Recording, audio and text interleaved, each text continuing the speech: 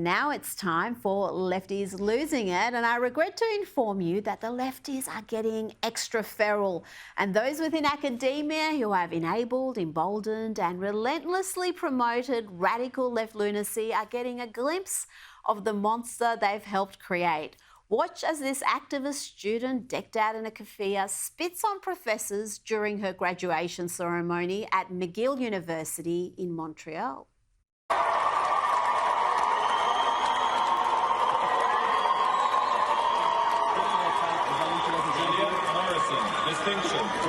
And did you notice the crowd cheering? It won't surprise you that ceremony was for the Faculty of Arts at McGill. Just imagine the lucky company they'll be hiring that young lass. Now from Canada to the White House, and let's hear from this dude who is old enough to know better. But sadly, there's no cure for chronic leftism. This is from a protest in DC. It's armed resistance. That's what Hamas is doing. So, stand with Hamas. You're saying it's kind of armed resistance is the only way out. Is that to say that you support the attacks of October 7th? I support, by any means necessary, what Hamas can do to resist the genocide of Israel. And the Jews. The Jews. And you believe, again, specifically on October 7th, because it said that many civilians were attacked, not just military targets. October 7th was a brilliant raid into Israel to resist and overthrow the oppression. Wow.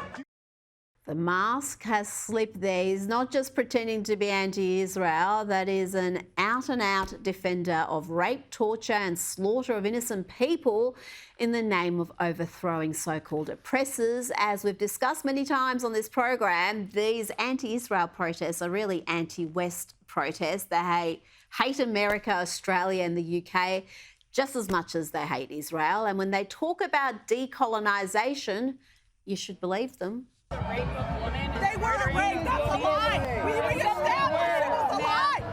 We saw the Israeli soldiers did to the women. Do you condemn what Hamas has done? No, I do not. I do not condemn your family. I support Hamas. That's when the rage comes out. I am Hamas.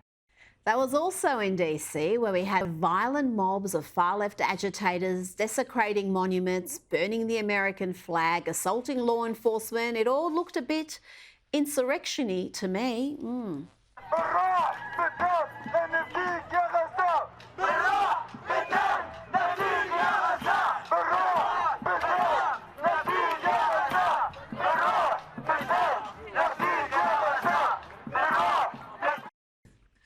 Did you see that idiot trying to burn an American flag and largely failing? But they did manage to cause widespread damage.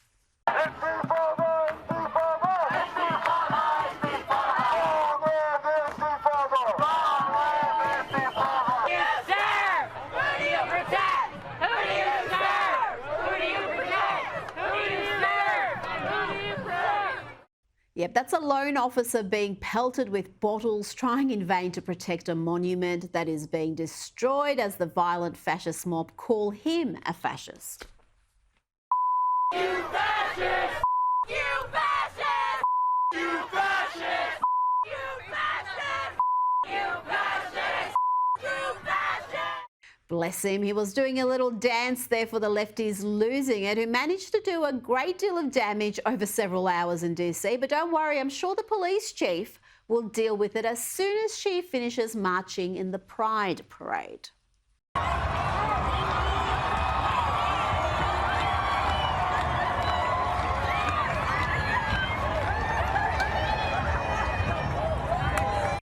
That was DC Police Chief Pamela Smith at the Pride rally. I wonder if she hung around for the twerking competition. Yes, the family-friendly DC Pride rally had a twerking competition. Cover your eyes, kids. Twerk with it, twerk with it, twerk with it, twerk with it, twerk with it, twerk with it, twerk with it, twerk with it.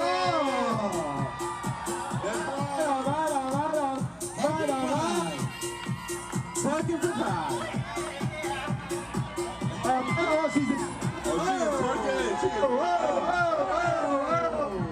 All right. Hey, baby. Did you see the poor kid there and others in the crowd watching the sort of content you'd expect to see in a strip bar? The degeneracy is the point. And talking about degeneracy, let's look at more lefties losing it with my next guest. Can't wait to see what he has to say about this unashamedly racist ridiculousness. Here is alleged comic Chelsea Handler, who thinks she can tell black folk how to vote. Here she talks about telling 50 Cent that he can't back Trump because he's black. I mean, this is so racist, so gross, so divorced from reality. What does he do? Supporting Trump? He says he doesn't want to pay 62% of taxes, which, by the way, isn't a plan of Joe Biden's. That's a lie. So he doesn't want to pay 62% of taxes because he doesn't want to go from being 50 cent to 20 cent.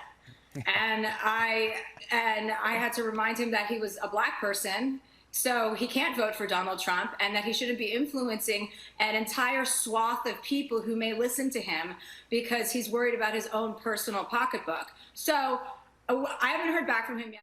And here is another privileged, out-of-touch, far-left champagne socialist, The View's Sunny Hostin, who compares black Republicans to unicorns. I thought it was interesting that the framing was a room of black Republicans. Where are they? Where are they? Because if you look at the stats, 81% of black men are part of the Democratic Party. Black voters consistently align with the Democratic Party.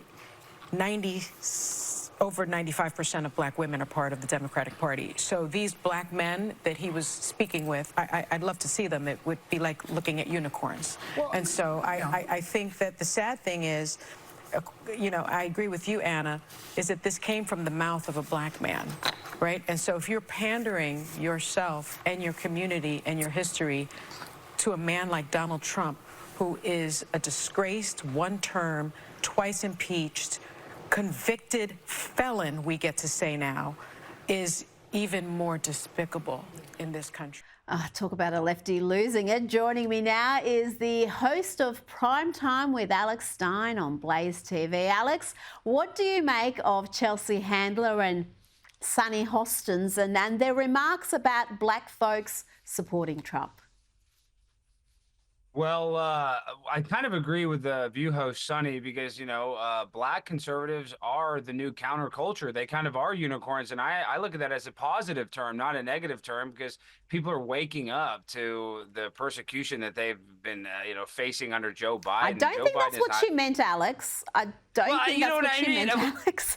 Of course not. But I'm just saying, I agree that, you know, we do. I'm happy that people are, you know, breaking from the status quo. People need to do that. And when it comes to Chelsea Handler, you know, Chelsea Handler had a romantic relationship with 50 Cent, so now she thinks that she knows more than him because they've had a tryst together. It's ridiculous that these people are so threatened that now we have a guy like 50 Cent who not only a famous rapper, but a multimillionaire, owns multiple businesses. He sees the writing on the wall, and the Democratic Party is not helping black people, young black people, especially in this country. So it's good that people like 50 Cent are actually standing up for conservative values when all of these people, they think that they know being a black person better than an actual black person. They are the ones that are racist and make everything about race.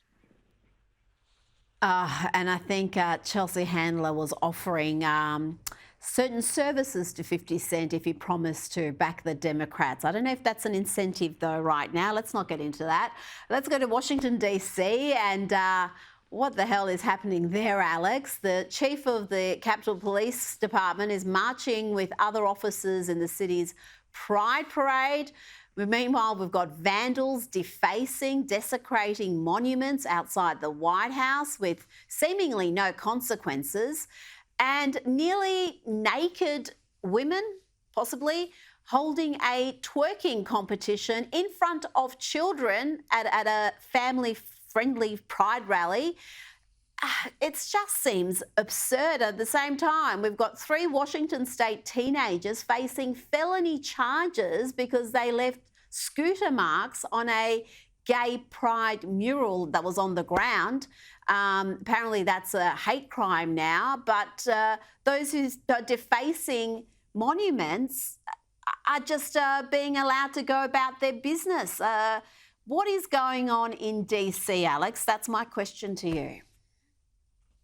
Well, DC is basically a controlled demolition. They just want the city to fail as much as possible because the crime is through the roof. I mean, there's people that work on Capitol Hill, they're getting stabbed, they're getting shot, people are getting murdered at rates they've never seen in DC.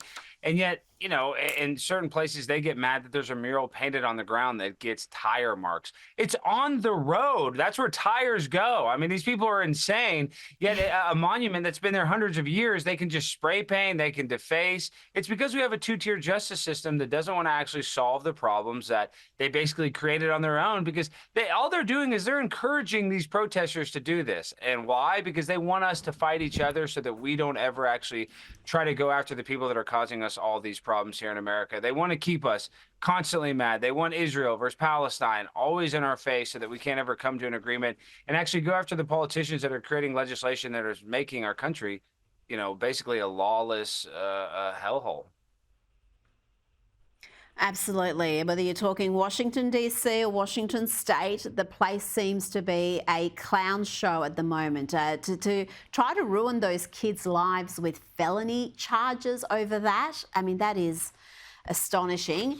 Now, let's talk about the border crisis. Fox News has obtained an internal Border Patrol memo sent to agents in San Diego after President Biden's executive order came into effect. The memo instructs them to release single adult migrants from all but 6 countries in the Eastern Hemisphere, classifying them as hard or very hard to remove. So unless you're from one of these 6 countries, you're fine. Unless you're from Russia, Georgia, Uzbekistan, Tajikistan, Moldova, they're the mandatory referral countries. So despite this Biden promise to finally do something about the border crisis, it seems like nothing is going to change. The overwhelming majority are going to be released into the US just as they have been for the last 3 years. Well, Rita, there's a sad reality that the Mexican cartels are almost as powerful as the American government. I mean, these coyotes are sex trafficking, they're, drug trafficking across the border. I mean, it's absolutely ridiculous if you look what's going on. Drug overdoses are up over 100,000 drug overdoses this past year. And they could care less about the fentanyl that's coming across the border. And, and they mentioned the 6 countries where people aren't allowed to come. There's still terrorists, people on the terrorist FBI watch list that are getting caught coming through our southern border. So these immigrants that are, seeking asylum, they know how to play the system better than most Americans do. And that's why they're able to get social services and help from the government and free flights and free hotel rooms in New York City, when a lot of Americans are struggling just to afford groceries or fill up their gas tank. So is really, really sad because we have enough resources to help Americans, but our government would rather help out the citizens of foreign countries that don't really care about America when they come here. Now, I like the style of the Boston Celtics coach. The media tried to get him involved in this race politics and asked him a race-based question, but he gave them a faith-based answer. Let's have a look. Hey, Joe, Vince Goodwill, Yahoo Sports. For the first time since 1975, this is the NBA Finals where you have 2 black head coaches. Given the plight sometimes of black head coaches in the NBA, do you think this is a significant moment? Do you take pride in this? How do you view this, or do you not see it at all? I wonder how many of those have been Christian coaches.